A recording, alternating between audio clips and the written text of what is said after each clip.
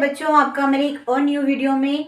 आज मैं आपको आपकी पाठ्य पुस्तक क्षितिज का काव्य खंड का पाठ 8 कन्यादान जो ऋतुराज द्वारा लिखित है उसकी व्याख्या बताऊंगी। तो सामने आपको स्क्रीन में नजर आ रहा होगा कन्यादान। इस पाठ की मैं पूरी व्याख्या आज आपको बताऊंगी और इसके साथ इसके महत्वपूर्ण प्रश्न जो छांटकर लिखने के लिए आते हैं वो आपको बताऊंगी। तो शुरू करते हैं बच्चों। कविता है कन्यादान, उसे शुरू करते हैं।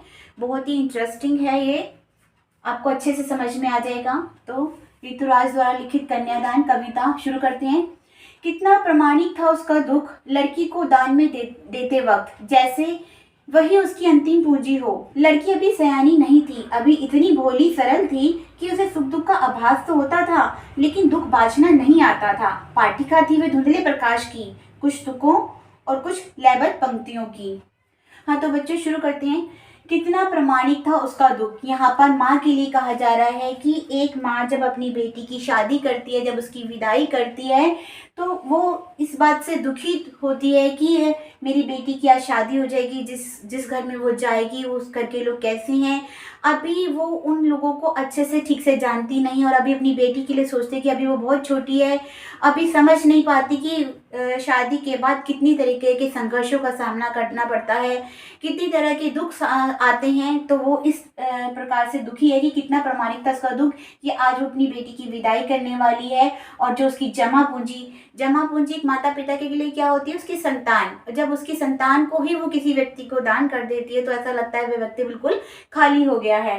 तो कितना प्रामाणिक था उसका दुख, लड़की को दान में देते वक्त जैसे वही उसकी अंतिम पूंजी हो, कि जैसे वही उसका जितना भी अब तक के उसने एकत्र किया हुआ धन है वो उसकी संतान है और वही वो जाकर के किसी और व्यक्ति को दे रही है। और ऐसे व्यक्ति को जिसका पता ही नहीं आने वाले समय में वो उसको समझ पाएंगे या नहीं समझ पाएंगे, उसका ध्यान रख पाएंगे या नहीं रख पाएंगे, या मेरी खुद की बेटी उन सब परिस्थितियों से कैसे सामना करेगी। क्योंकि एक माँ जो होती है, एक माता पिता जो होते हैं, अपने बच्चों को इस तरह से रखते हैं कि उन्हें किसी प्रकार की दुख की छाया उनके जीवन में ना आए।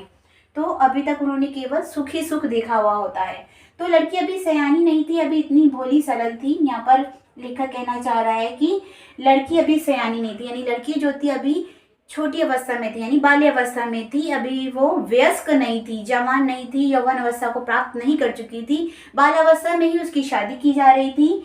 तो अभी वो इतनी भोली सरल थी क्योंकि अभी वो बालपन की क्रीड़ाएं करती थी। अभी वो शादी का मतलब केवल इतना ही जानती थी कि शादी का मतलब है सजना संवरना और हमेशा सुंदर दिखना।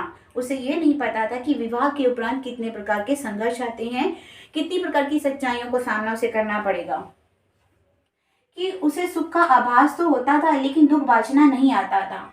मतलब कि उसे सुख का आभास होता था, उसे सुख का मतलब उसे लगता था कि शादी के बाद सुख ही सुख है, मतलब कि हमेशा से सुंदर दिखना, नए नए वस्त्र धारण करना, नए नए आभूषण पहनना, बस घूमना फिरना, यही वो सुख समझती थी कि शादी का मतलब सिर्फ इतना ही होता है।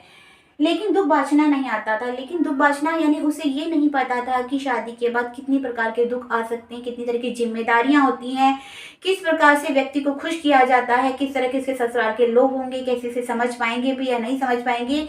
और वो अपनी जो भी महसूस करेगी, जो भी पीड़ा या दुख को महसूस करेगी, वो किस प्रकार से किसी को कहेगी और आने वाले दुख को वो समझ भी पाएगी या नहीं, कि सामने वाला व्यक्ति कहीं ऐसा तो नहीं उसे जिंदा जलाने जा रहा हो या पानी में डुबोने ही जा रहा हो। तो वो इस दुख को भी, आने वाले दुख की आहट को समझ भी पाएगी या नहीं समझ पाएगी, क्योंकि वो अभी इतनी नादान और भोली है। पाठिका थी वह धुंधले प्रकाश की, कुछ तुकों और कुछ लयबद्ध पंक्तियों की। तो पाठिका थी, पाठिका मतलब पढ़ने वाली, वह धुंधले प्रकाश की, धुंधला प्रकाश बच्चों यहाँ पर कहा जा रहा है अस्पष्ट ज्ञान। तो उसे अभी शादी का अस्पष्ट ज्ञान ही था। उसे मैंने अभी बताया है कि उसे सिर्फ सजना संवरना यही शादी का मतलब पता था। तो ये अस्पष्ट ज्ञान, ये धुंधला प्रकाश ही वो अभी तक देख रही थी, अपने स्वप्न संजो रही थी शादी के लिए, लेकिन उसे ये नहीं पता था कि शादी के बाद की जिम्मेदारियां क्या होती हैं। तो वो अभी तक शादी को क्या समझ रही थी, कुछ तुकों और कुछ लयबद्ध पंक्तियों की। जैसे कुछ पंक्तियां जोड़ दी जाती, किसी कविता को सुंदर बनाने के लिए उसकी तुकबंदी कर दी जाती है, जिससे वो कविता सुंदर लगे, पढ़ने में आनंद आए, उसका भावार्थ भी समझ में आए और बोलने से वो जो है हर किसी के दिल को छू जाए, ऐसी कविता हर जो है लेखक या कवि लिखते हैं, तो इस तरह की वो शादी को एक कविता समझ रही थी। वो ये नहीं जानती थी कि इस विवाह का असली मतलब क्या होता है। विवाह का मतलब एक बहुत बड़ी जिम्मेदारी होती है। शादी के बाद एक स्त्री का जीवन पूरा चेंज हो जाता है। जो दुख अपने माँ बाप के परिवार में कभी देखे नहीं होते, उन सभी दुखों का उसका सामना वहाँ पर शादी के बाद होता है। उसे ये नहीं मालूम होता कि उसके ससुराल वाले किस तरह से और उसे किस तरह से बात करनी है, किस तरह से वो उसके साथ व्यवहार अंदर नहीं अंदर सोच रहे हैं और वो उस चीज़ को समझकर उनके प्रति वैसा ही व्यवहार करे, ऐसी कुछ भी समझ उसको नहीं होती है, क्योंकि वो अभी कम अवस्था में है, बाल्य अवस्था में है, अभी उसको जो है वयस्क नहीं है। तो माँ को इसी बात की ही चिंता है। तो बच्चों, ये था आपका कन्यादान पाठ का। अभी मैंने कुछ ही पंक्तियाँ ली हैं। मैंने इस पंक्तियों को इतना ही आपके लिए अभी एक्सप्लेन किया है, कि व्याख्या की है, क्योंकि इतने ही पद को से जुड़ने वाले कुछ महत्वपूर्ण प्रश्न आपके एग्जाम में आ जाते हैं, बोर्ड की परीक्षा में। इतनी ही पंक्तियां आपको अगर दे दी जाए और उसमें से आने वाले जो इंपॉर्टेंट प्रश्न होंगे उनके उत्तर किस प्रकार से आप इसमें से छाटोगे, तो पहले मैंने उतने ही प्रश्न इसमें से आने वाले आपके लिए तैयार किए हैं। उन प्रश्नों को देखेंगे, उसे समझेंगे कि क्या इसके उत्तर हैं। उसके बाद नई वीडियो में मैं आपको इसके आगे की कविता का अर्थ बताऊंगी और ऐसे उसके जुड़े हुए प्रश्न उत्तर भी बताऊंगी। तो बच्चों, शुरू करते हैं प्रश्न उत्तर। तो बच्चों, ये आपको स्क्रीन में नजर आ रहा होगा जो कविता मैंने अभी आपको पढ़ाई, जिसका भावार्थ आपको समझाया, उस कविता में से आने वाले महत्वपूर्ण प्रश्न जो हैं वो आपको स्क्रीन में नजर आ रहे होंगे। आप उसको पढ़ती हैं और आपको एक्सप्लेन कराती हूँ। तो बच्चों, पहला प्रश्न है, उपयुक्त पंक्तियां किस पाठ से ली गई हैं, या ये ऐसे भी प्रश्न बन के आ सकता है कि जो कविता है उसका कवि और कविता का नाम बताइए। तो दोनों का प्रश्न, दो तरह से प्रश्न बनते हैं। उत्तर एक ही है कि जो कवि है वो हैं आपके ऋतुराज, और किस पाठ से ली गई हैं, तो इसका पाठ है कन्यादान। तो कन्यादान पाठ से ये कविता, ये पंक्तियां ली गई हैं और इसके लेखक या कवि हैं ऋतुराज। ठीक है, तो इस प्रश्न का उत्तर, दोनों प्रश्न का उत्तर एक ही आ जाएगा आपका। फिर नेक्स्ट प्रश्न पर आते हैं।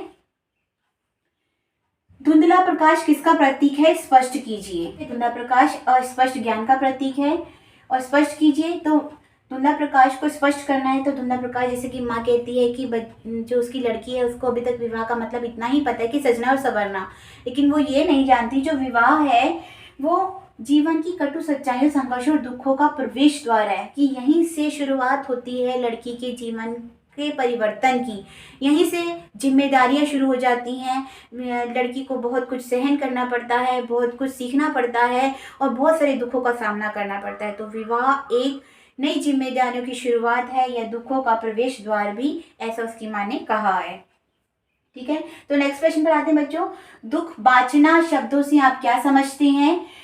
उत्तर, दुख बाचना शब्द से कवि विवाह के समय कन्या की स्थिति को स्पष्ट करना चाहता है कि, यहाँ पर है लगा देना, उस समय तक कन्या प्राय इस बात से अनजान होती है कि दुख क्या होता है, क्योंकि उस समय तक उसके माता पिता उस पर दुख की छाया तक नहीं पड़ने देते, अतः वे विवाह के बाद आने वाले दुख की आहट को भी नहीं पहचान पाती है। कन्या विवाह को केवल सजना संवरना समझती है। तो दुख बाचना यानी दुख की आहट को पहचानना।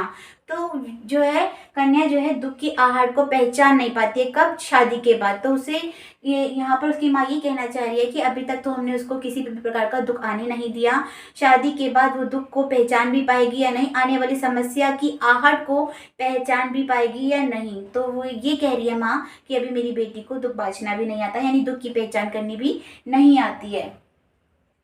नेक्स्ट प्रश्न, लड़की अभी सियानी नहीं थी, पंक्ति से लेखक का क्या आशय है?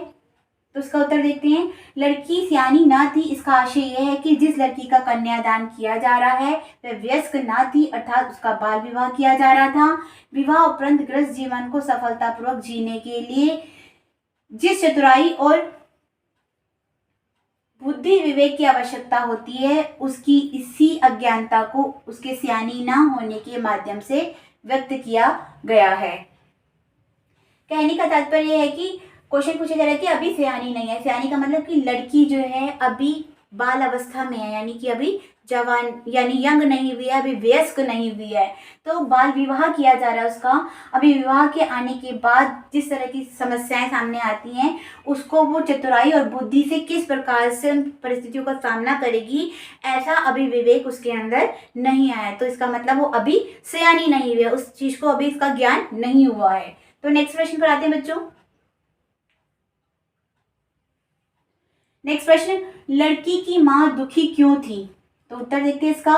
लड़की की माँ अपनी बेटी के प्रत्येक सुख दुख की साथी है। उसे चिंता है कि विवाह के बाद उसके जीवन में सुख मिलेगा अथवा दुख। उसकी लाडली को पता नहीं उसका पति अथवा ससुराल वाले उससे प्यार से रख भी पाएंगे या नहीं, यह सोचकर लड़की की माँ दुखी है। तो लड़की की माँ दुखी है कि जहाँ उसकी शादी हो रही है वो उसकी बेटी का ध्यान रखेंगे या नहीं, उसको सुखी रख भी पाएंगे या नहीं, किस तरह के उसके ससुराल वाले होंगे। तो ये सोच सोचकर उसकी माँ जो है दुखी है। नेक्स्ट प्रश्न पर आते हैं बच्चों, आभास शब्द का अर्थ बताइए।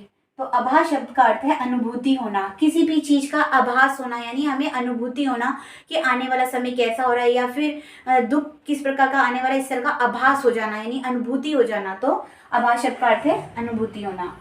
नेक्स्ट प्रश्न पर आते हैं, आपकी दृष्टि में उपयुक्त पंक्तियों का शीर्षक क्या होना चाहिए? तो हम उत्तर, हमारी दृष्टि में उपयुक्त पंक्तियों का शीर्षक बेटी की विदाई होना चाहिए। यहाँ पर की कर देना, ठीक है, बड़ी की मात्रा लगा देना।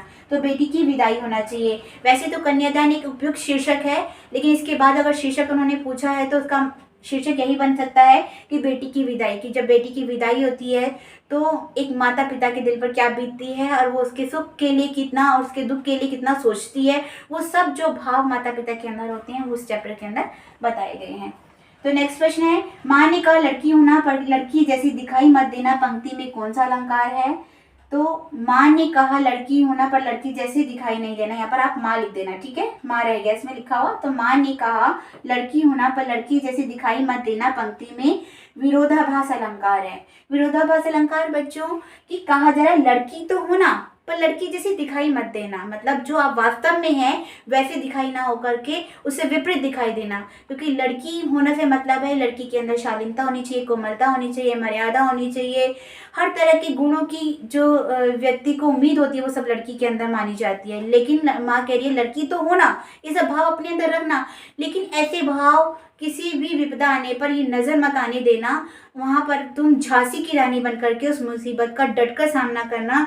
कहीं ऐसा ना हो कि तुम लड़की की तरह जिस तरह के जितने लड़की के अंदर गुण होते हैं वो सभी स्पष्ट करती फिरो और जिससे कि तुम्हारा लोग शारीरिक और मानसिक शोषण करना शुरू कर दें। तो लड़की इस शारीरिक और मानसिक शोषण से बचने के लिए लड़की को ये सीख देती है कि लड़की तो होना लेकिन लड़की जैसे दिखाई मत देना, कहीं जरूरत पड़े तो झांसी की रानी बन करके उस मुसीबत का सामना करना। नेक्स्ट क्वेश्चन पर आते हैं बच्चों, उपरोक्त पंक्तियों का भावार्थ लिखिए। तो भावार्थ जैसे कि मैंने आपको स्टार्टिंग में ही पूरा का पूरा बता दिया था, वो पूरा भावार्थ आपको लिखना है। यहाँ पर मैं आपको लिखित रूप में दे रही हूँ, आप इसको पूरा भावार्थ देख लेना और लिख लेना।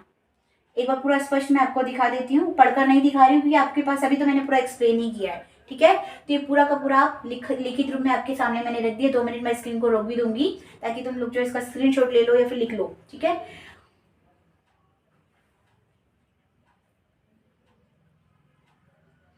तो यहाँ तक है आपका बच्चों भावार्थ, क्योंकि मैंने पूरा बता दिया है। पढ़ने के बाद आप देख लेना, कुछ लाइन का अर्थ समझ में नहीं आ रहा तो मुझे कमेंट के माध्यम से बता देना, फिर से मैं इसको आपको समझा दूंगी, ठीक है। तो बच्चों ये था आपका कन्यादान पाठ जो ऋतुराज द्वारा लिखित था, उसके आधे पाठ की व्याख्या और उससे जुड़े हुए इम्पोर्टेंट प्रश्न उत्तर। तो आप इसको समझिए, लिखिए और साथ में याद भी कीजिए। फिर मिलते हैं नई वीडियो में, तब तक आप मेरी वीडियो को लाइक कीजिए, कमेंट कीजिए और सब्सक्राइब कीजिए। Thank you for watching.